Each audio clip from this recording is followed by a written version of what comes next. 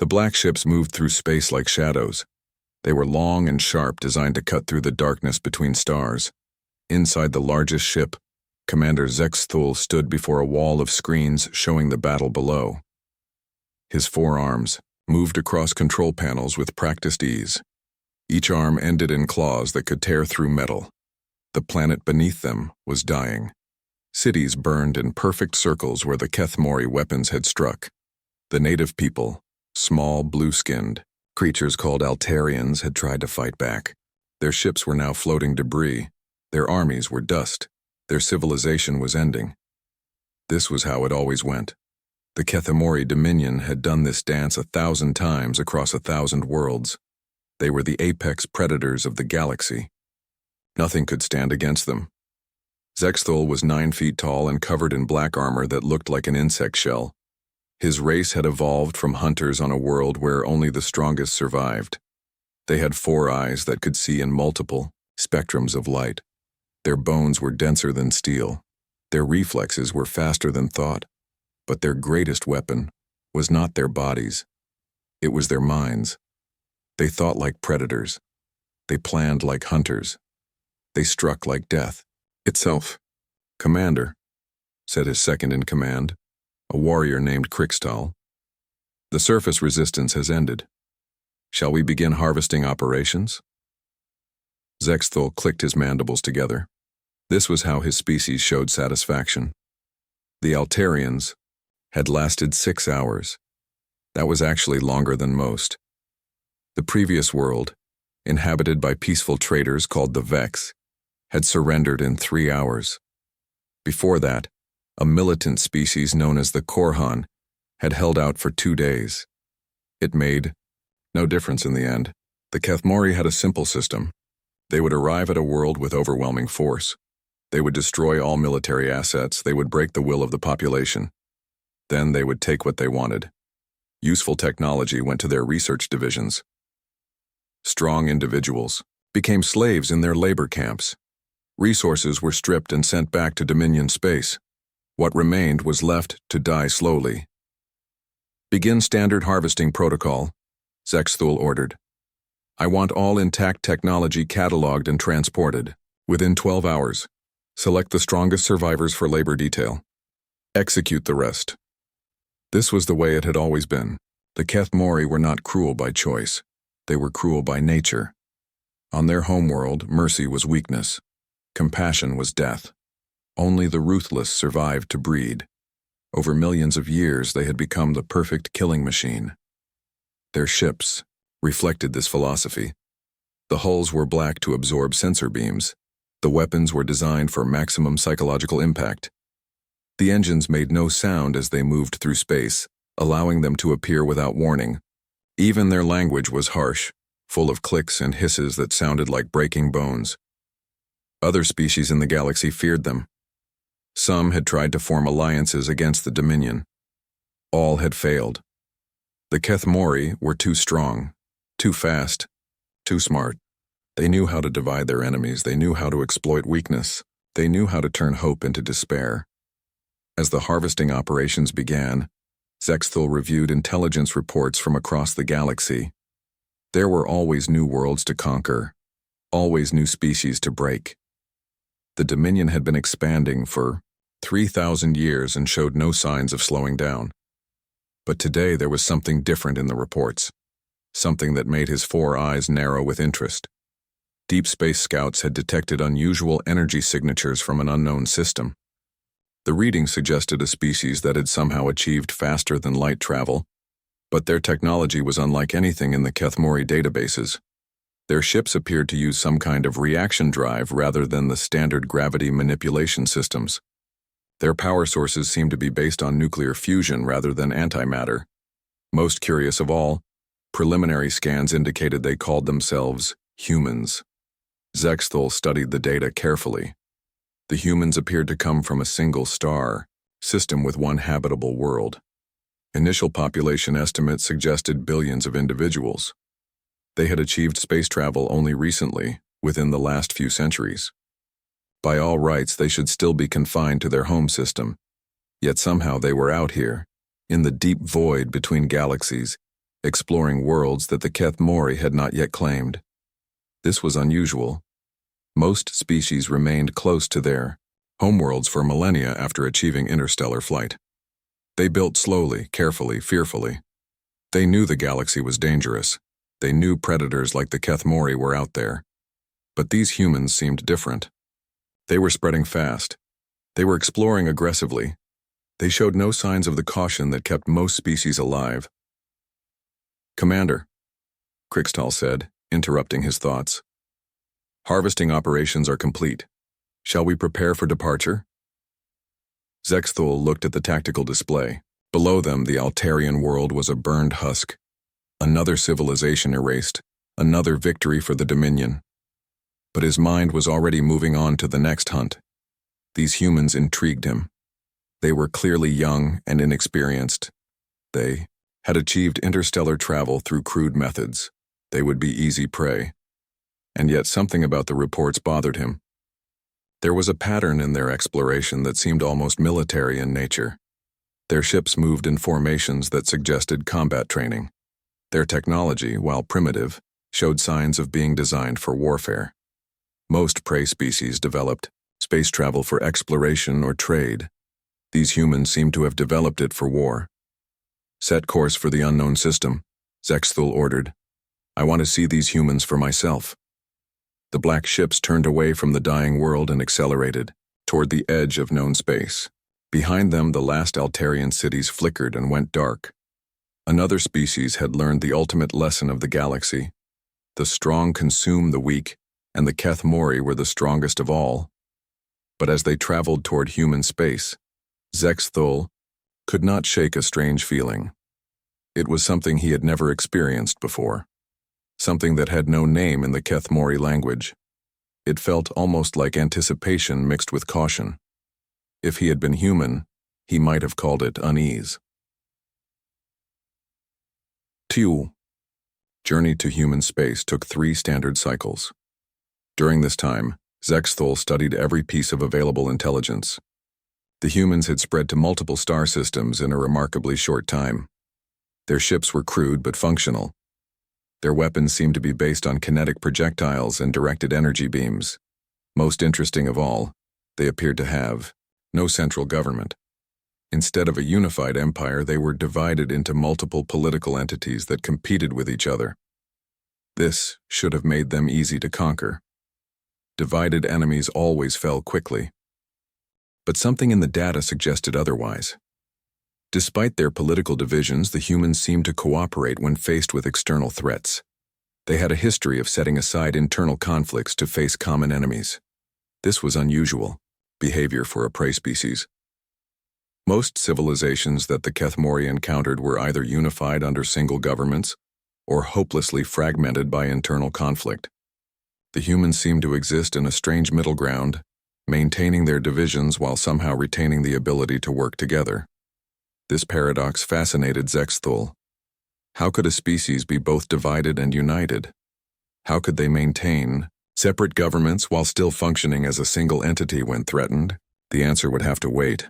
Long-range sensors were beginning to detect the outer markers of human space.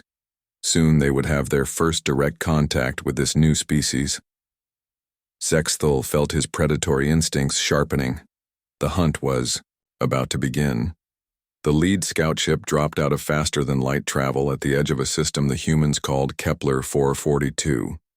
Intelligence suggested they had established colonies here within the last 50 years. It would be the perfect place to observe their capabilities without risking direct confrontation.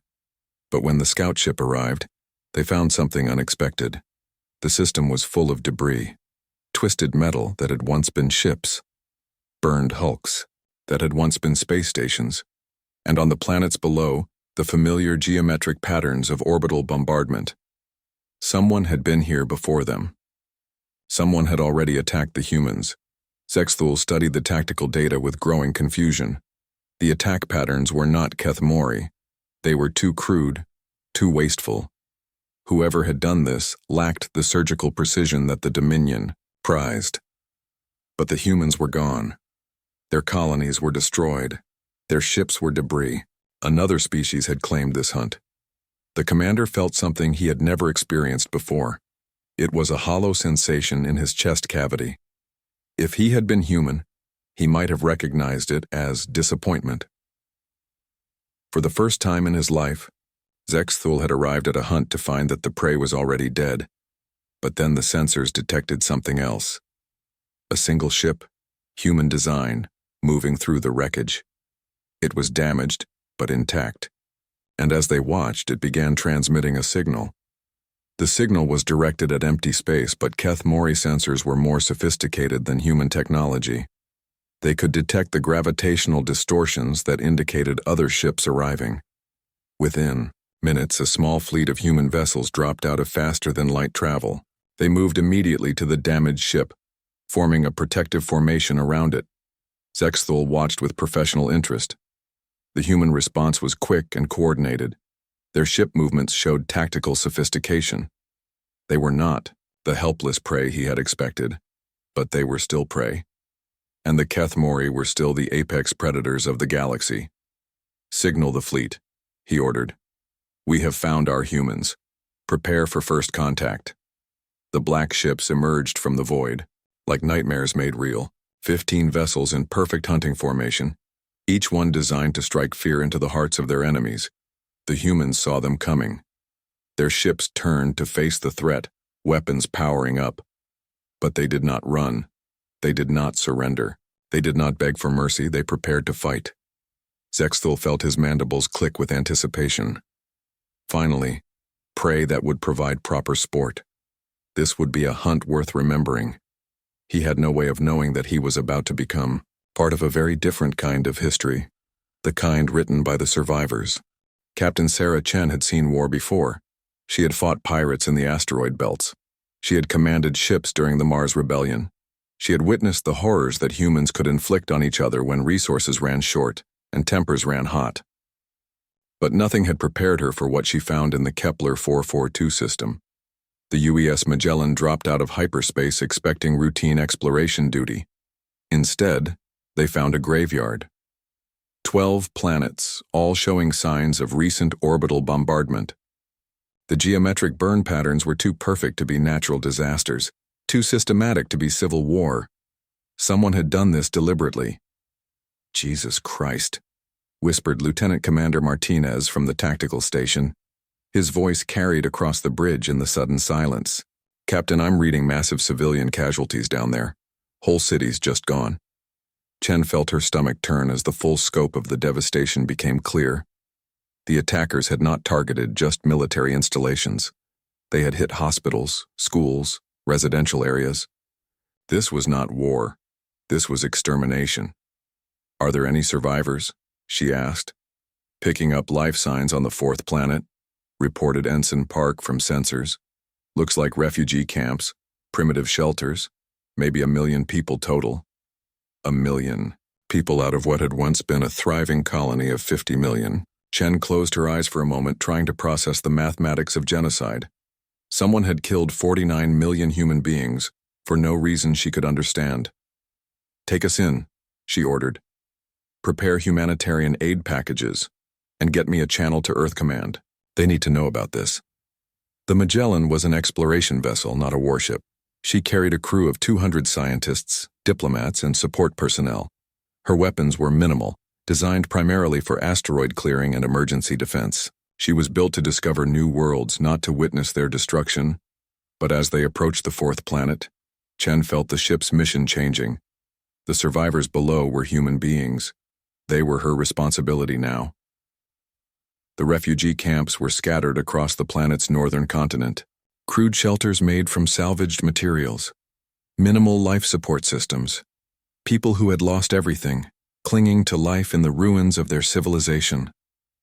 Chen ordered emergency supplies beamed down immediately. Food, medical supplies, temporary shelters. It was not nearly enough, but it was all they could do. "Captain," Martinez called from his station. "I'm getting reports from the surface. The survivors are saying the attackers called themselves the Kthamorei. They came without warning 6 months ago, demanded complete surrender. When the colonies refused, they did this." The name meant nothing to Chen, But the pattern was clear. These Kthamorei were raiders of some kind, pirates or slavers who had discovered human space and decided to take what they wanted. She was about to order a more detailed survey when alarms began sounding across the bridge. Multiple contacts dropping out of hyperspace. Park announced, his voice tight with fear. 15 ships. Unknown configuration. They're not broadcasting any identification codes. Chen moved to the tactical display. The new arrivals were unlike anything in the human databases. Long black ships that seemed to absorb light. They moved in perfect formation like predators stalking prey. Range? She asked. 2 million kilometers in closing. They're accelerating toward us. Chen felt the familiar calm that came over her in combat situations. Her mind began working through tactical possibilities. 15 unknown ships against 1 exploration vessel. The mathematics were not encouraging. Raise shields. Charge weapons. Send a general distress signal to all Earth ships in the area. She paused, studying the approaching formation. And get me an open channel to those ships. The view screen flickered to life, showing the bridge of the lead enemy vessel. Chen found herself looking at something that had stepped out of a nightmare. The creature before her was 9 feet tall and covered in black armor that looked like insect shell. It had 4 arms ending in razor claws, and 4 eyes that seemed to look right through her. "I am Commander Zexthul of the Kthamorei Dominion," the creature said. Its voice was harsh, full of clicks and hisses. "You will surrender your vessel immediately and prepare to be boarded." Chen felt anger burning in her chest. This was the IEM species that had murdered 49 million innocent people.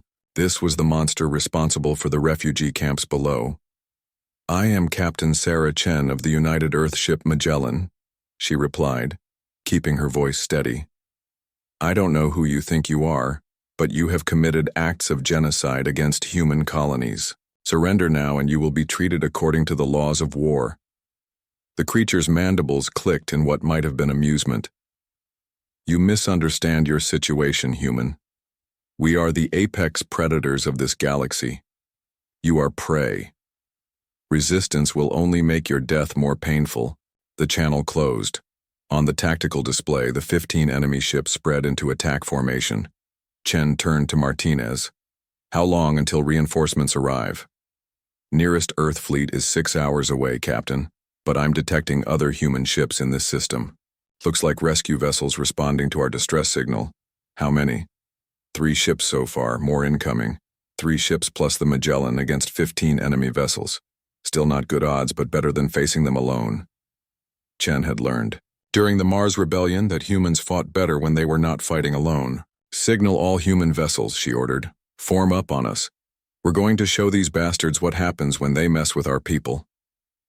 The next 43 minutes would be remembered in human history as the moment everything changed. Not just because it was humanity's first contact with alien intelligence, but because of how it ended. The Kthamorei attacked with overwhelming force, confident that their superior technology and numbers would provide an easy victory. Their ships moved like dancers, each one perfectly positioned to support the others. Their weapons were precise and deadly. But they had made a crucial miscalculation. They assumed the humans would fight like every other prey species they had encountered. They expected panic, confusion, and quick surrender. Instead, they found themselves facing an enemy that adapted to their tactics in real time. The human ships were crude compared to Kthamorei technology. Their hulls were thicker but less maneuverable. Their weapons were simpler but more powerful. Their shields were weaker but more flexible. But the humans had something the Kthamorei had never encountered before. They had a willingness to sacrifice themselves for strategic advantage. When the UES Yorktown took critical damage, her captain rammed his ship directly into a Kthamorei cruiser rather than allow his crew to be captured. When the merchant vessel, New Horizons, found herself surrounded, she detonated her reactor and took 2 enemy ships with her. Chen watched from the Magellan's bridge as the battle unfolded around them. Her ship was taking heavy damage, but so were the enemy vessels. Every time the Kthamorei adapted to human tactics, the humans changed their approach. When the aliens tried to disable human ships for boarding, the humans began targeting enemy engines to prevent escape. When the Kthamorei focused their fire on command ships, The humans switched to distributed command structures. When the aliens attempted to use their superior speed for hit-and-run attacks, the humans began working in pairs to trap them in crossfires. It was not elegant warfare. It was brutal, desperate fighting between species that had never encountered each other before. But slowly, impossibly, the humans began to gain the upper hand. "Captain," Martinez reported, his voice filled with disbelief, "we've got them. 14 enemy ships destroyed, 1 heavily damaged and retreating." Chen looked at the tactical display. Of the original 15 Kthamorei vessels, only 1 remained. It was limping away from the battle, trailing atmosphere and debris. The cost had been terrible. 3 human ships were destroyed completely. The Magellan herself was barely functional, with hull breaches on 6 decks and life support failing in multiple sections. But they had won. Against overwhelming odds and superior technology, they had won. "Signal the surviving enemy ship," Chen ordered. "Tell them this. If they ever come back to human space, if they ever attack another human colony, we will find them. And next time, we won't let any of them escape." The Kthamorei ship did not respond. It simply accelerated away into deep space, carrying news of an impossible defeat back to the Dominion. Chen slumped in her command chair, suddenly feeling the weight of what had just happened. First contact with alien intelligence. A battle that would be analyzed by military historians for generations. The beginning of humanity's entry into galactic politics. But all she could think about were the refugee camps on the planet below, the 49 million people who had died before help could arrive, the children who would grow up knowing that monsters from the stars were real. "Martinez," she said quietly. "Signal Earth Command. Tell them we've made contact with a hostile alien species. Tell them they're coming back with reinforcements, and tell them—" She paused, looking at the wreckage floating around them. "Tell them we need to be ready." As the Magellan limped toward the planet to continue humanitarian operations, Chen could not know that her warning would prove prophetic. The Kthamorei would indeed return with reinforcements. They would come in numbers that would dwarf the small fleet that had just been defeated. But humanity would be ready. The species that had spent thousands of years perfecting the art of warfare against itself was about to turn those skills toward a new enemy. The galaxy's apex predators were about to learn what it meant to fight a species that had never known true peace. A species that had been forged in the fires of constant conflict and emerged stronger from every trial. They were about to face humanity at war. And humanity had been preparing for this fight since the first human picked up a stone and used it as a weapon. The real battle was just beginning. The news reached the Kthamorei homeworld like a shockwave through dark water. For the first time in 3,000 years of galactic domination, a hunting pack had been destroyed. Not damaged, not scattered. Destroyed. The War Council convened in the crystalline chambers beneath the planet's surface. 12 of the most deadly predators in the galaxy gathered around a holographic display showing the battle recordings from Kepler 442. The clicking of mandibles filled the air like breaking glass. Fleet Admiral Crixtal stood before the assembly, his forearms gesturing at the tactical display. "The humans fought unlike any prey species we have encountered," he reported. "They adapted their tactics during combat. They sacrificed individual ships to achieve strategic advantage. They showed no fear of death." War Leader Supreme Vashkar leaned forward, his massive frame casting shadows across the chamber. He was the largest Kthamorei alive, a creature whose very presence radiated death. His 4 eyes studied the battle recordings with professional interest. "Show me the ramming attack again," he commanded. The hologram replayed the moment when the human ship Yorktown had deliberately collided with a Kthamorei cruiser. Both vessels had been destroyed instantly, but the explosion had damaged 2 other Dominion ships and allowed the remaining humans to gain a tactical advantage. "Suicide attacks are not unknown," Vashkar mused. But this was different. The human captain calculated the exact moment for maximum effect. This was not desperation. This was strategy. Another member of the War Council, General Kthamorei, clicked his disagreement. "They are still primitive. Their ships are crude. Their weapons are basic. We were simply unprepared for their chaotic tactics. Krixtal shook his head. I have studied the recordings extensively. Their tactics were not chaotic. They were adaptive. Each time we changed our approach, they changed theirs. They fought as a unit, despite having no central command structure. This was what puzzled the Kthamorei most. In every previous encounter, prey species fought as individuals trying to survive. They competed with each other for escape routes. They abandoned damaged ships to save themselves.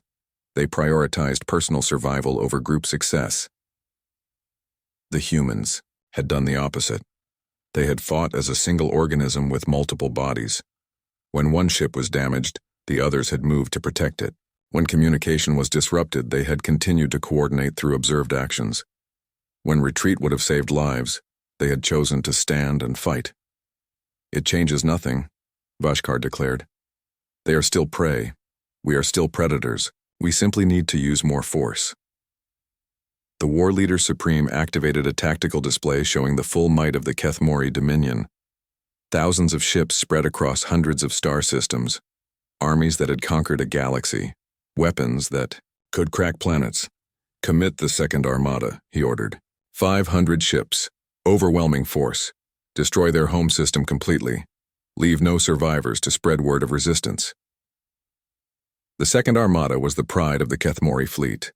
500 of their most advanced warships, each one capable of destroying a small fleet by itself. They had been used only twice in Dominion history, both times to eliminate civilizations that had achieved significant technological advancement. Now they would be used against a species that had barely learned to travel between stars. Admiral Krixtal felt uneasy about the deployment, though he could not articulate why. Something about the human tactics bothered him. The way they had fought suggested a kind of strategic thinking that should have taken millennia to develop, but his doubts were overruled. The Second Armada began mobilizing immediately. Meanwhile, in human space, the response to the Kepler 442 incident was swift and unprecedented. Within hours of Captain Chen's report, every human government had declared a state of emergency. Political differences were set aside as the species faced its first existential threat from beyond the solar system. The Earth Defense Council met an emergency session in Geneva. Representatives from every nation, colony, and space habitat attended via holographic link. General Patricia Williams, commander of Earth's combined fleet, stood before a tactical display showing known human territory. We have confirmation of hostile alien contact, she announced. The species calls itself the Kthamorei Dominion. Based on evidence from the Kepler 442 system, they appear to be engaged in systematic genocide against human colonies. The room erupted in angry voices. Questions were shouted from multiple directions. How many ships did the aliens have? What were their capabilities? How much time did humanity have to prepare? Williams raised her hand for silence. According to Captain Chen's report, they will return in greater numbers. We must assume they will target Earth directly. I am recommending immediate mobilization of all military assets. President Martinez of the American Federation leaned forward. What are our chances, General? Can we defend against a full-scale alien invasion? Williams looked at the tactical display showing Earth's defenses. 300 ships of various classes, orbital defense platforms around Earth and Mars, military bases on Luna and the asteroid belt stations. It was not enough, not nearly enough. Against the force that attacked Kepler 442, we could hold them off, she admitted. But if they bring significant reinforcements, we need more than what we have. Then we build more, declared Chancellor Singh of the Indian Space Coalition. Every shipyard, every factory, every resource we have goes toward defense. In 3 months? Asked Prime Minister Chen of the Pacific Alliance. General, how long do we have? Williams consulted her tactical advisors. Best estimate is 90 days, possibly less. The room fell silent as the magnitude of the challenge became clear. Build a fleet capable of defending against an alien invasion in 3 months. Transform humanity's scattered collection of exploration vessels and patrol ships into a unified war machine. It should have been impossible. But humans had a talent for achieving the impossible when their survival was threatened.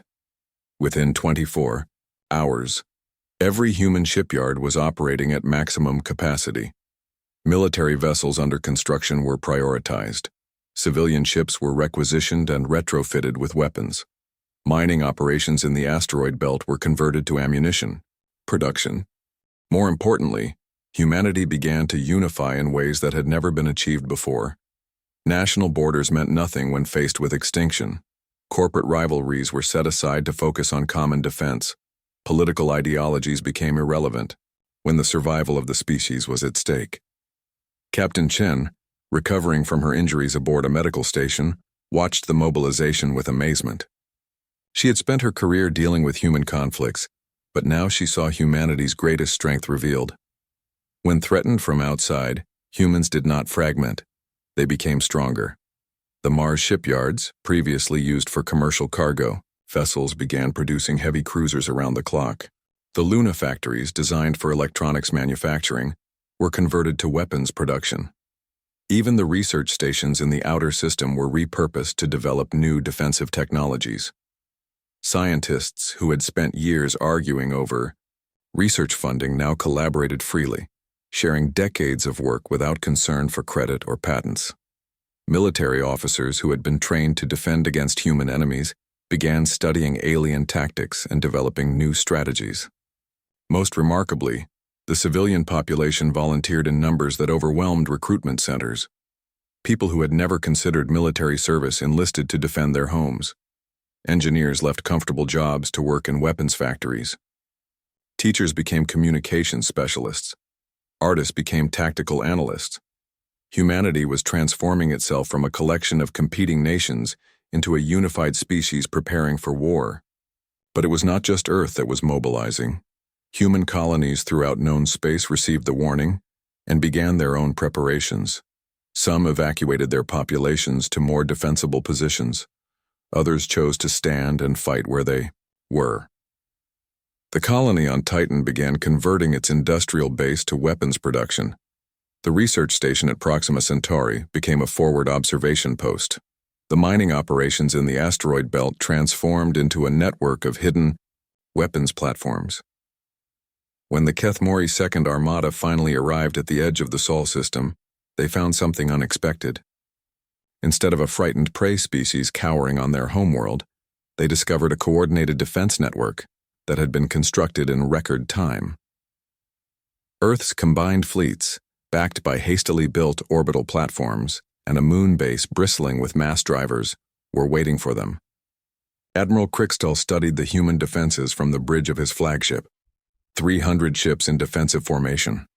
Orbital platforms armed with weapons that could threaten capital ships. Ground-based installations that could provide supporting fire. It was still not enough to stop 500 Kthamorei warships, but it was far more than should have been possible in 3 months. "They have been busy," he noted to his tactical officer. "Shall we proceed with the attack plan?" the officer asked. Krixtall studied the tactical display. Something about the human formation bothered him. They were not positioned defensively. Their ships were spread too wide, their platforms too far apart. It looked almost like they were inviting the Kthamorei to attack. But orders were orders. The Second Armada had been sent to destroy the human homeworld, and that was what they would do. "Begin the assault," he commanded.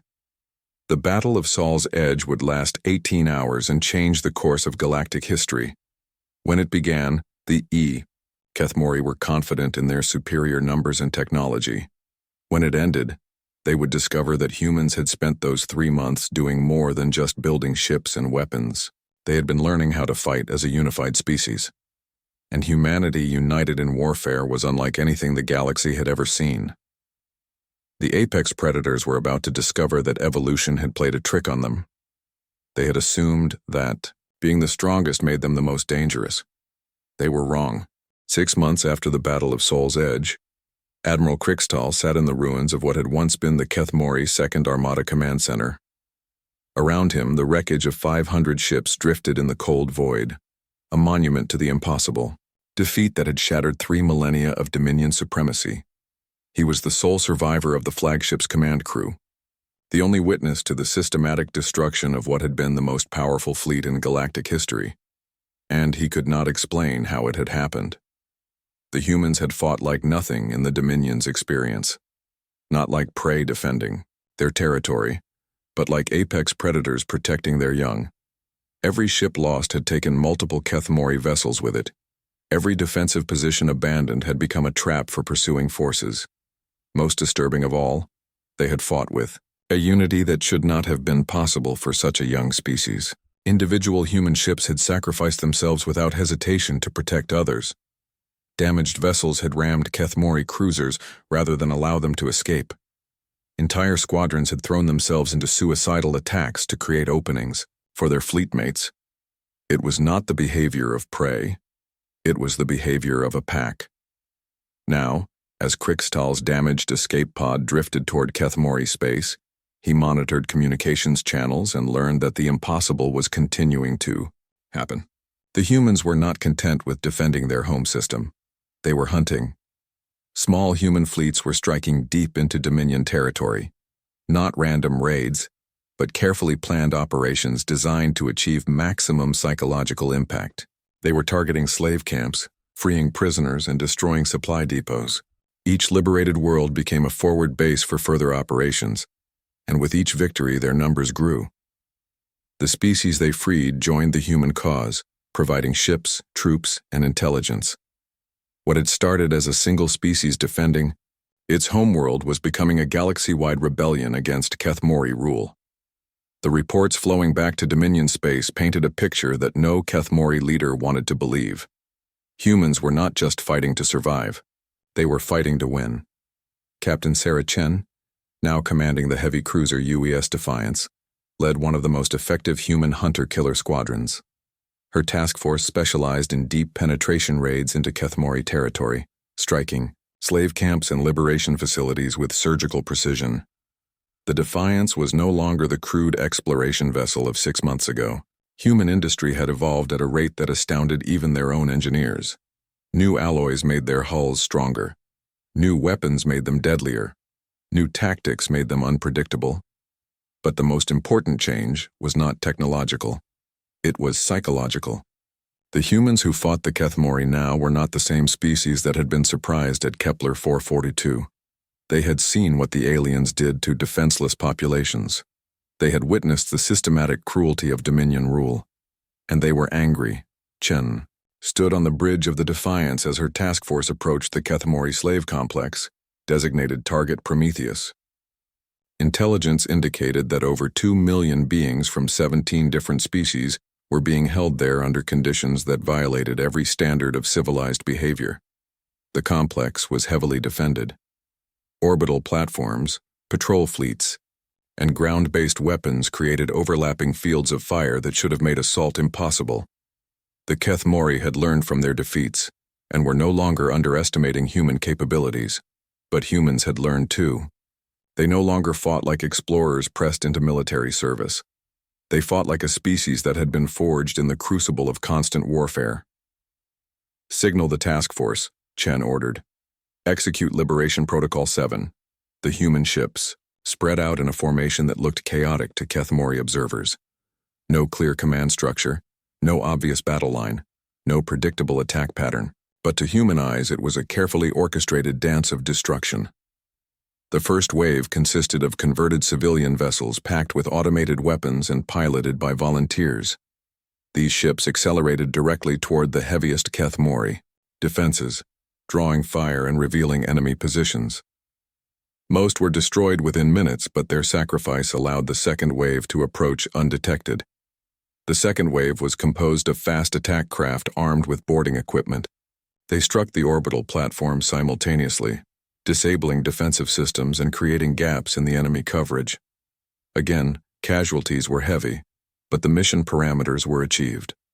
The third wave was the main fleet, heavy cruisers and battleships that had been built specifically for this kind of operation. They poured through the gaps created by the first two waves and began systematically dismantling the slave complex's defenses. But the most important element of Liberation Protocol 7 was not military. It was humanitarian. Even as the battle raged overhead, Human shuttles were landing on the prison planet, evacuating slaves and providing medical aid to survivors. This was what the Kthamorei could not understand. Humans fought not just to destroy their enemies, but to save their enemies' victims. They put themselves at risk not for strategic advantage, but for moral principle. It was inefficient. It was costly. It should have made them vulnerable. Instead, it made them unstoppable. Every liberated slave became a witness to human determination. Every rescued civilian became a voice spreading word of the rebellion. Every freed world became a recruitment center for the growing coalition against Kthamorei rule. The Dominion tried to respond with increased brutality, hoping to intimidate both humans and potential allies. They executed prisoners publicly. They destroyed entire planets to prevent liberation. They deployed biological weapons against civilian populations. But every atrocity only strengthened human resolve. Every innocent death became fuel for the fire that was consuming Kthamorei space. The Bridge of the Defiance, Chen watched as the last of the slave complex's defenses crumbled. Around the planet, human and allied ships were coordinating the largest prisoner liberation in galactic history. 2 million beings who had been condemned to lives of slavery were being freed. "Captain," reported Lieutenant Commander Martinez, now her executive officer. "All primary objectives achieved. Slave population secured. Complex defenses neutralized. Minimal casualties to liberation forces." Chen nodded, but her attention was focused on the tactical display showing Kthamorei space. Each liberated world was marked in blue. Each ongoing operation was marked in yellow. Each planned target was marked in red. The map looked like a cancer spreading through the Dominion's territory, and Chen was one of the surgeons cutting it out. "Signal the fleet," she ordered. "Prepare for departure. Intelligence has identified another facility in the Vega system. 3 million prisoners, multiple species." The liberation of the Prometheus complex had taken 4 hours. In that time, human forces elsewhere had struck 17 other targets. The pattern was being repeated across hundreds of star systems as humanity's war machine reached full operational capacity.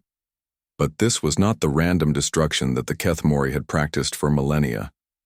This was strategic warfare conducted by a species that understood the difference between winning battles and winning wars. Every human operation served multiple purposes: liberate prisoners, gather intelligence, recruit allies, demoralize enemies, capture resources, deny strategic positions to the Dominion. Most importantly, they were proving to the galaxy that the Kthamorei were not invincible. Every successful rescue mission, every destroyed slave camp, every liberated world demonstrated that the apex predators could be defeated. And with each victory, more species joined the rebellion. The Altarians, survivors of the first genocide humanity had witnessed, provided intelligence networks. The Vex, former traders, enslaved by the Dominion, offered their knowledge of Kthamorei supply routes. The Korhan, whose military traditions matched human aggression, contributed warrior fleets to the cause. What had started as humanity defending itself was becoming a galactic war of liberation. Admiral Krikstal, finally reaching Kthamorei space, after months of travel in his damaged escape pod, found a Dominion in crisis. Entire sectors were in rebellion. Supply lines were disrupted. Military forces were spread thin across thousands of threatened positions. The War Council met in emergency session, but for the first time in Dominion history, they had no clear strategy for victory. How do you defeat an enemy that grows stronger with each battle? How do you intimidate a species that responds to atrocity with increased determination?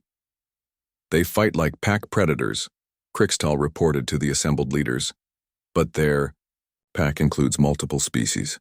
They are not just defending territory, they are spreading an ideology." War leader Supreme Vashkar studied intelligence reports from across the galaxy.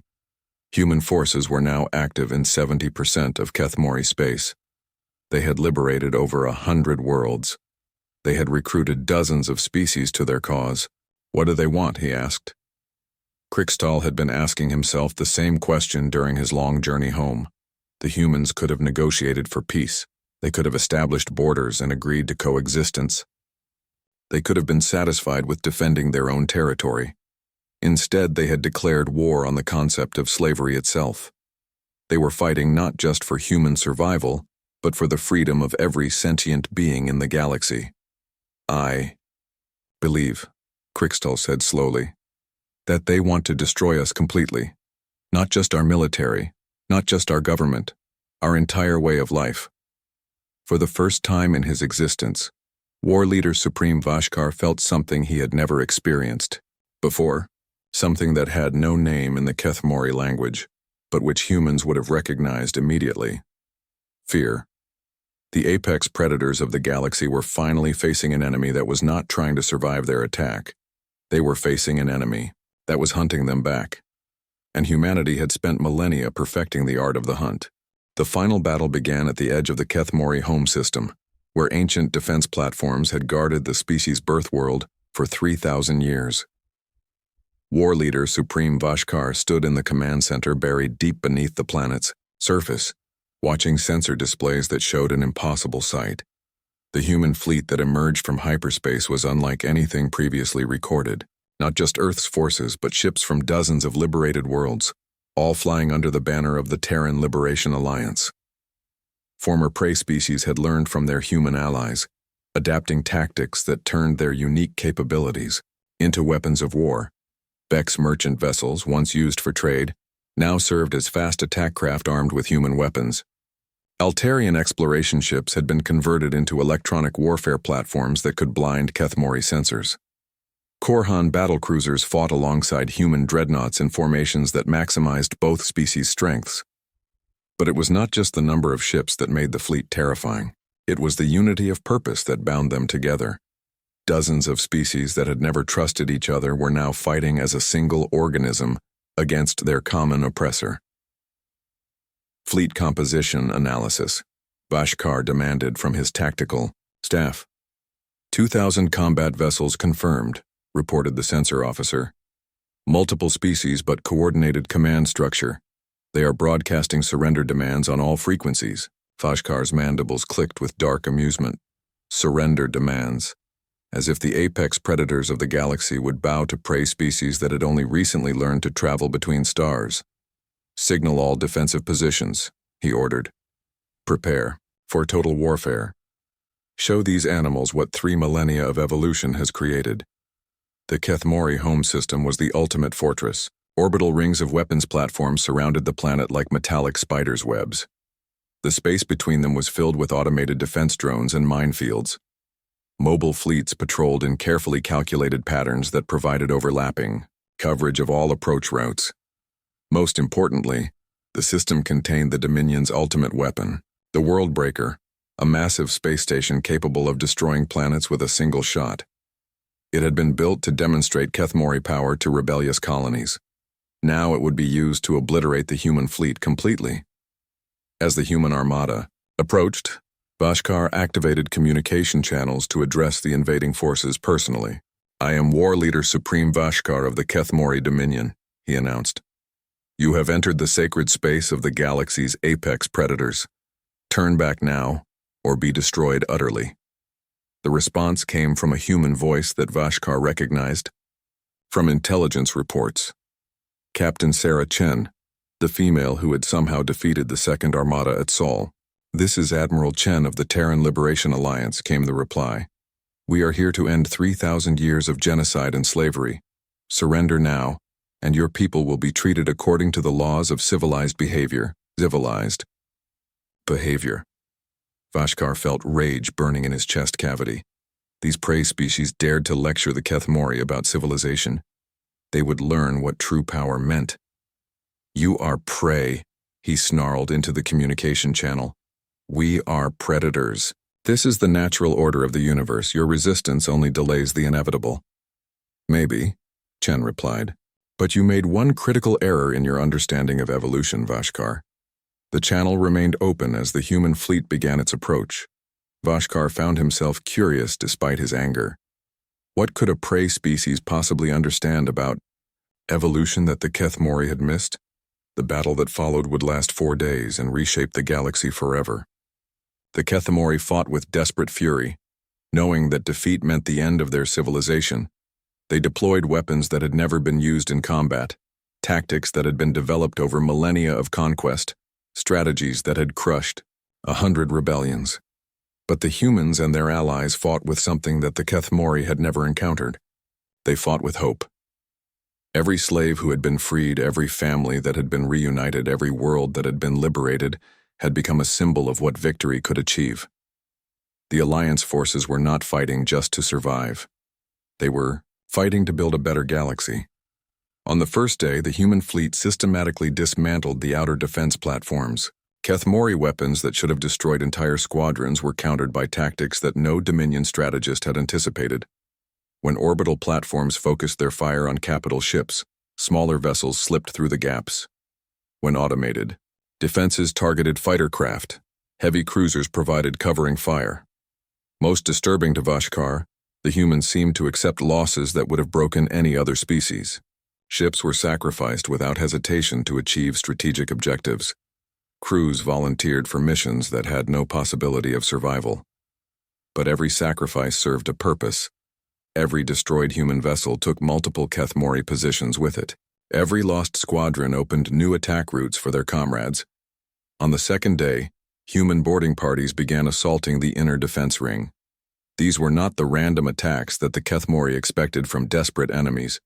They were coordinated operations that demonstrated an understanding of Kthamorei ship design that should have taken centuries to develop. The boarding parties fought with a ferocity that stunned their opponents. Human marines, backed by warriors from a dozen species, carved through Kthamorei defenses with weapons designed specifically for close combat. They showed no mercy to slavers and oppressors, but they carefully evacuated any prisoners they found. Vashkar watched from his command center as station after station fell to the Alliance forces. His tactical displays showed red marks spreading across the system like an infection.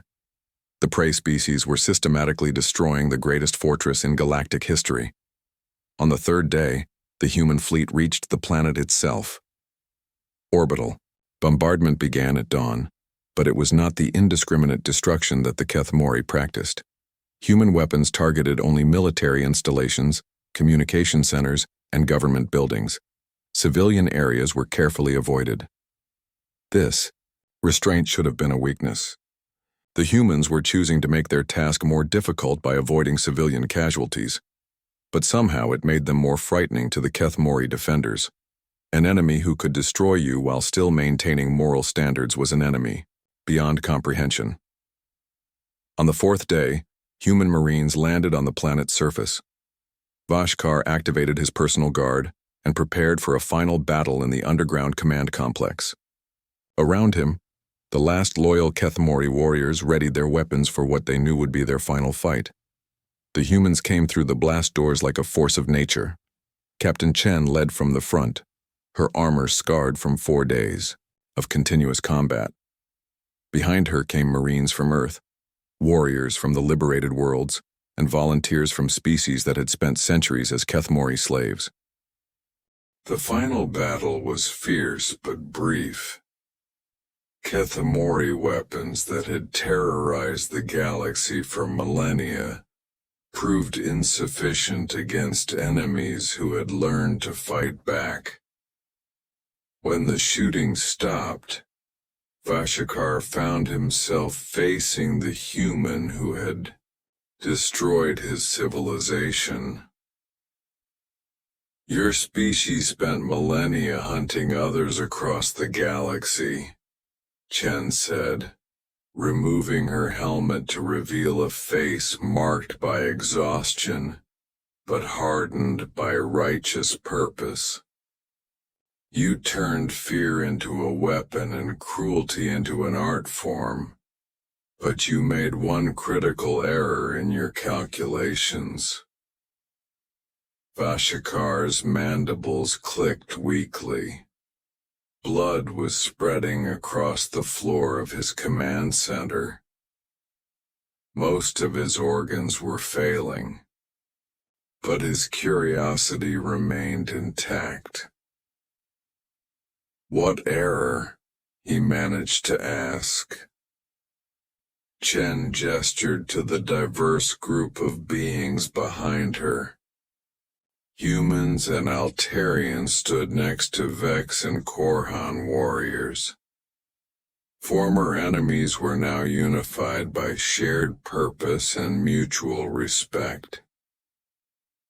You assumed that being a predator made you the apex of evolution, she explained.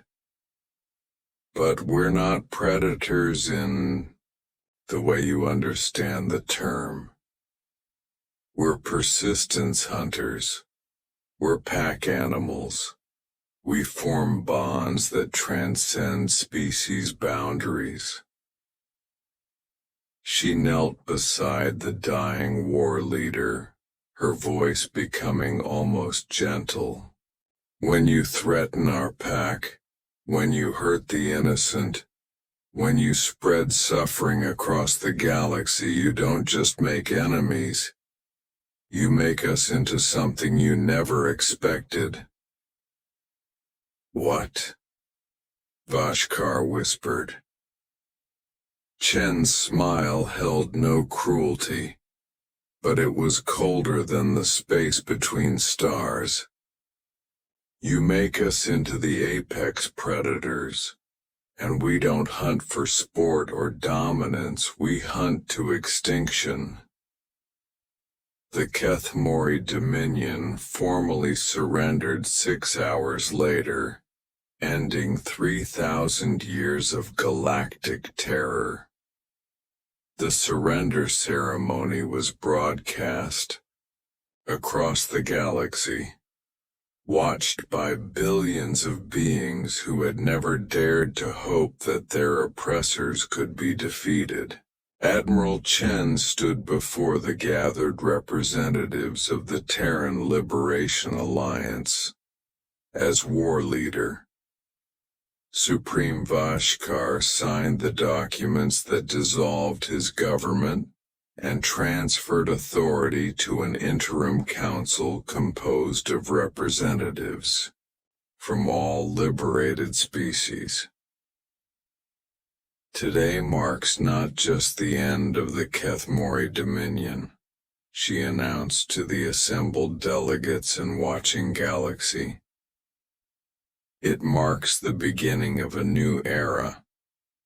An era where no species will be enslaved. No world will be destroyed for profit. No civilization will be considered prey. The crowd erupted in cheers from a dozen different species. Beings who had been enemies for millennia embraced as allies. Former slaves stood as equals with their liberators. But Chen was not finished. She turned to address the galaxy directly, her words broadcast on every frequency to every inhabited world.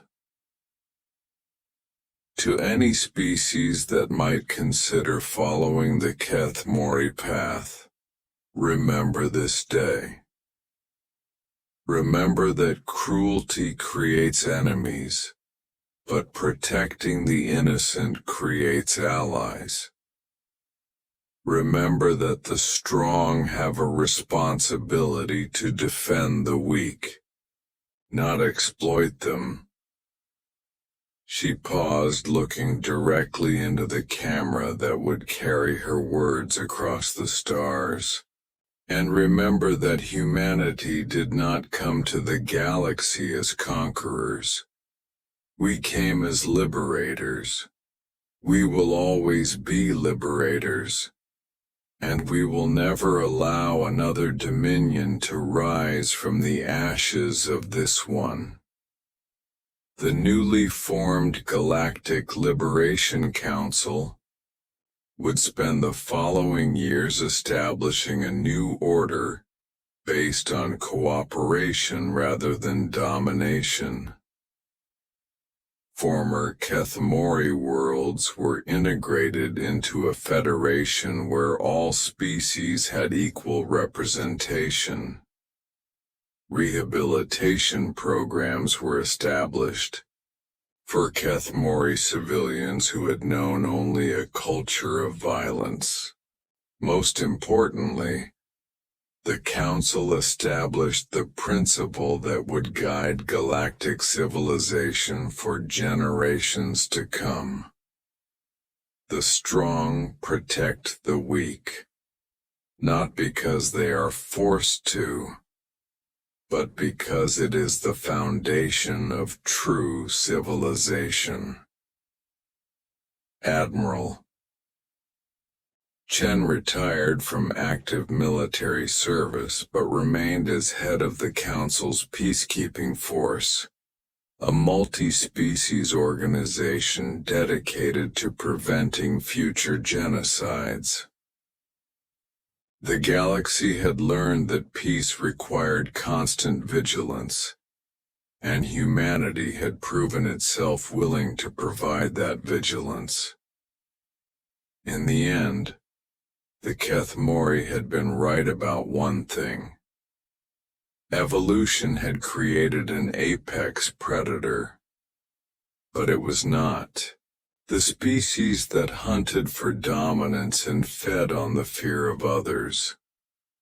It was the species that formed packs across the boundaries of biology and culture, the species that hunted those who preyed on the innocent, the species that had turned protection of others into their greatest strength. Humanity had entered the galactic stage not as the strongest or the fastest or the most advanced species. They had entered as the most stubborn, the most adaptable, the most willing to sacrifice for others. And that had made all the difference. The galaxy would remember the lesson. Apex predators are not defined by how efficiently they can kill, but by what they choose to protect.